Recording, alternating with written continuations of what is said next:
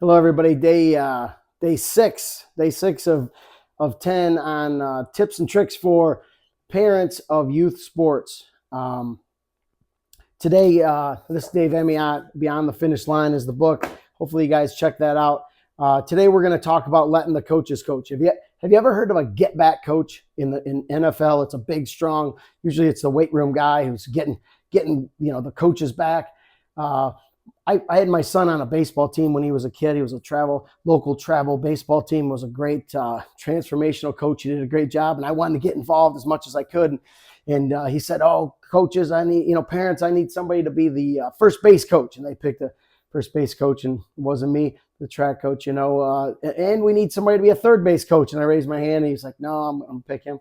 And I didn't get any jobs, and that was okay. I was going to sit in the crowd, and that's fine. And then he brought me over and he goes, "Dave, you're going to be the get back coach." And I said, what's a get back coach in baseball? He said, "You're going to sit next to your good buddy over there." And I had a really good friend on the team, and you're going to sit next to him the whole season, and you're going to be the get back coach. You're going to make sure that he keeps his mouth shut and he does not tell his kid what to do during the baseball game. And so the reality was my friend was very knowledgeable about baseball, but the kid, but he oftentimes wouldn't let the coach.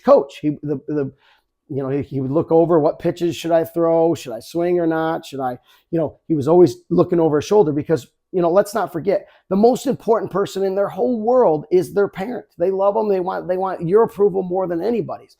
And so when you tell them, hey, you gotta, take this swing or whatever you have, I've seen all kinds of, parents trying to coach from the sidelines.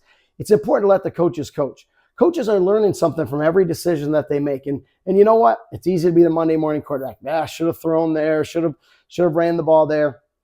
But the reality is coaches are learning as your kid is learning from them. And so they go, "Oh, I don't want to put Johnny in that situation right now."